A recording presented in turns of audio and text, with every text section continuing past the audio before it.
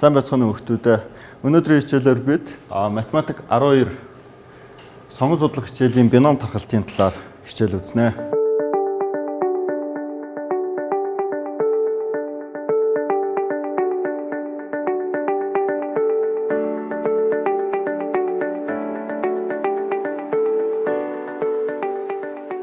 За бидэнд ийм бодлого өгсөн байна. Бодлогын тамирчин байг онох магадлал тогтмол 0.7 байдаг.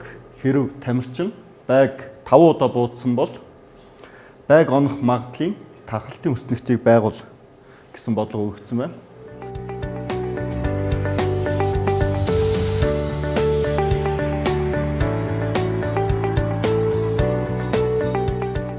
Бодлтыг хий.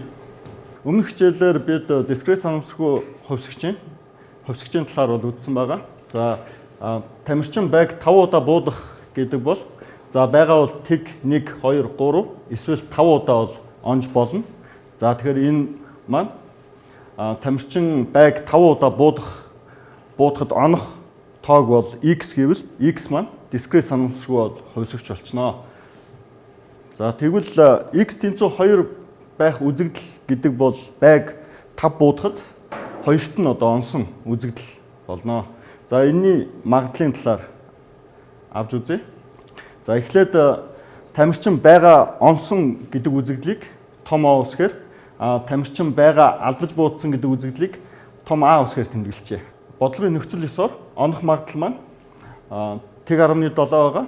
За эсрэг үзэгдлийн магадлал бол 1-ээс тэг 17 гасаад 0.3 буюу А-гийн маань магадлал бол 0.3 болох нэ. Тэгвэл x тэнцүү 2 байх магадлал гэдэг бол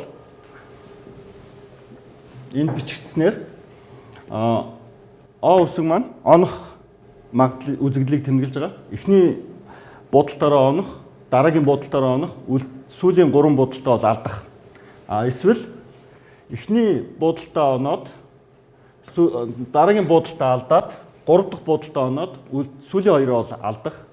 За эхний буудалтаа оноод дараагийн 2 буудалтаа алдаад 4 дахь буудалтаа оноод 5 дахь буудалтаа алдах. Эсвэл гих мэтчлэнгээр эхний 3 буудалтаа дараалж алдаад сүүлийн 2 буудалтаа алдах гэсэн үзэгдлүүд болж хөрнө. Манай энэ x тэнцүү 2 гэдэг үзэгдэл бол. За эдгээр үзэгдлүүд маань бүгд нийцгүй учраас бүгдийг ингээд нийлбэр хэлбэрт магадлалыг нь бол нийлбэр хэлбэрт бичиж болно. За тэгээд тус бүрийнх нь магадлалыг нь олвол за энэ 5 үзэгдэл маань онох алдах гэсэн энэ 5 үзэгдэл маань бүгд үл хамаарах учраас шууд магадлалуудын харгалзах магадлалуудыг үржүүлээд ингээ олцноо. За энэ нь бол эхний буудалтаараа онох гэсэн учраас 0.7, хоёр дахь онох гэсэн учраас 0.7, гурав дахь алдах учраас 0.3, 0.3. За эдгээр үзэгдлүүдийн магадлал бол яг адилхан ингээд бодогдчихно. За одоо бидэнд тулгарч байгаа гол асуудал бол энд хичнээн ийм нийлбэр байгаа юм бэ гэдгийг тооцох асуудал тулгардаг. За тэгэхээр энэ бол 5 зүйлээс хоёрыг нь одоо эрэмблэхгүйгээр сонгож авах буюу C5-аас 2 хэсэглэл болно. За энэ нэг бодохдоо 5-ын бактериалыг хуваах нь 2-ын бактериал үржих нь 5-аас хасдаг нь 2-ын бактериал. За тэнцүү 5-ын бактериалыг хуваах нь 2-ын бактериал үржих нь 3-ын бактериал. За 5-ын бактериалаа бол бид 5-ыг үржих нь 4, 5-ыг үржих нь 4, үржих нь 3-ын бактериал. За 2-ын бактериал гэдэг бол 2-ыг үржих нь 1. За 3-ын бактериалыг 3 бактериалаар нь хураач. За ингээд эндээс бол 10. За тэгвэл ийм нийлбэр маань 10 ширхэг байсан байх нэ. За тэгвэл энэ нэг бол товчлоод C5-аас за эдгээр үр журуудыг харвал 0.7 гэдэг бол 2 ширхэг орсон байна. Тэгэхээр 0.7-г 2 удаа үржүүлнэ гэдэг бол 0.7-гийн 2 зэрэг үржих нь 0.3 удаа орсон байна. Энд ч бас 3 удаа, энд бас 3 удаа орсон учраас 0.3-ийн 3 зэрэг. За буюу за энэ нэг багш нь компьютер дээр шууд бодсон хариуг нь харуулчаа. X тэнцүү 2 байх магадлалыг бол бид нар бол ийм томьёоллоор бол олсон. За үүндээс ерөнхий томьёогоо гаргаад бусад тохиолдлуудыг бодож олъё. За тэгэхээр биднэрт туршилтыг n удаад автсан. Тэгээд амжилттай болох магадлал нь p гэж үзье. За тэгвэл эндээс px тэнцүү x байх магадлал бол cn-с x үржих нь амжилттай болох магадлалын x зэрэг үржих нь за амжилттай болохын эсрэг буюу амжилтгүй болох магадлалын n-с хасах нь x зэрэг гэсэн ийм ерөнхий томьёоллоор олох нэ. За тэгвэл бодлогынхоо x тэнцүү тэг буюу байг ерөөсөө онж буудахгүй байх магадлал гэдэг бол энэ томьёоллосоор за бидний хувьд n бол 5 байгаа. За 5 удаа буудна гэсэн. За эндээс нэг удаа тэг удаа онох буюу онохгүй байх. За үржих нь онох магадлал бол тэг 17. Тэг 17-гийн тэг зэрэг үржих нь онохгүй алдах магадлал бол тэг 13. За үүний 5-аас хасдаг нь тэг буюу 5 зэрэг байх нэ. За x тэнцүү 1 буюу байг нэг удаа онох магадлал бол c5-аас 1 үржих нь 0.7-гийн 1 зэрэг үржих нь 0.3-ийн 4 зэрэг. За 2-ыг бол бид нар томьёолцсон. За x тэнцүү 3 буюу байг 3 удаа онох. За энэ маань c5-аас 3 үржих нь 0.7-гийн 3 зэрэг үржих нь 0.3-ийн 2 зэрэг. За 2 зэрэг маань 5-аас 3 хасаад гараад ирж байгаа. За x тэнцүү 4 байх. Энэ маань c5-аас 4 үржих нь 0.7-гийн 4 зэрэг үржих нь 0.3-ийн 1 зэрэг. За байг 4 онох магадлал маань ийм бахна.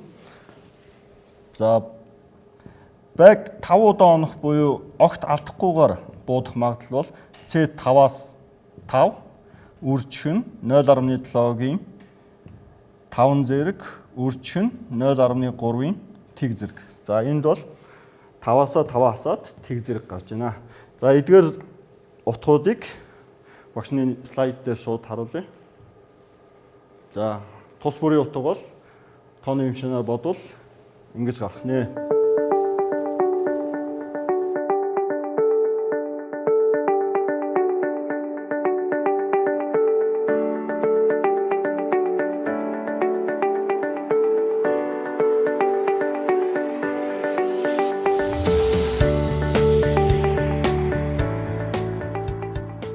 Өмнөх жишээн дээр бид бол тухайн нэг туршилтыг хийхэд А үзэгдэл бол илэрж явах ёстой. За биднийхаар бол илэрх үзэгдэл бол онох гэдэг үзэгдэл байсан. За тэгвэл ерөнхий томьёол гаргая.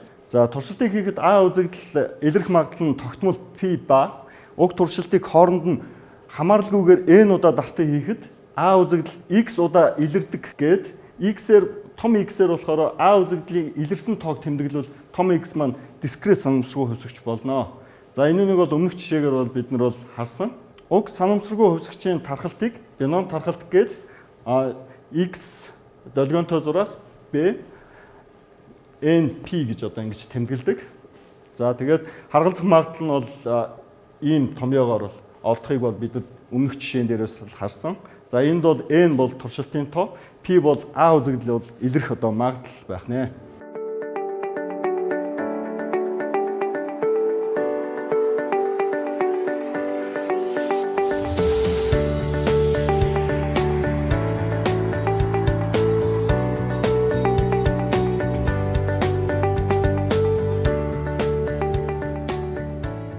За супермаркетын үйлчлүүлэгчдийн 85% нь тухайн супермаркетын хөнгөлтийн карттай.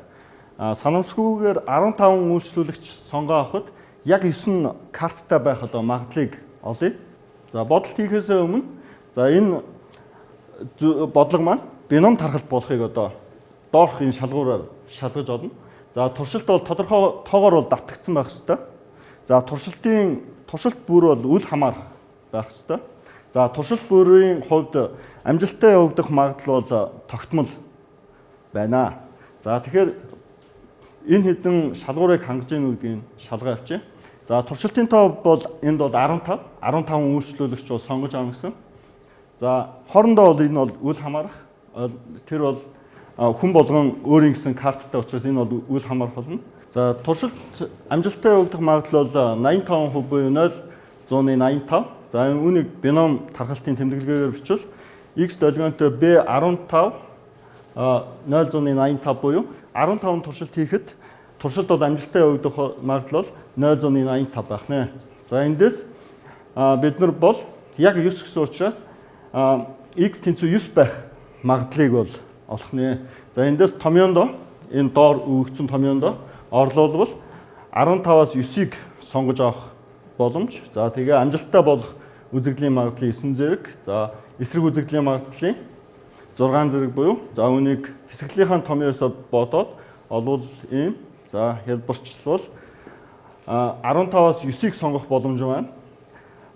5005 байх нь. За эдгээр тоон утгуудаа үржүүлвэл ойролцоогоор 10,132 гэсэн ийм магадaltaй байх нэ. За 15 үйлчлүүлэгчээс санамсргүйгээр 9-ыг сонгож авахад тэдгээр нь бол хөнгөлтийн карттай байх магадлал бол ийм тоо гарах нэ.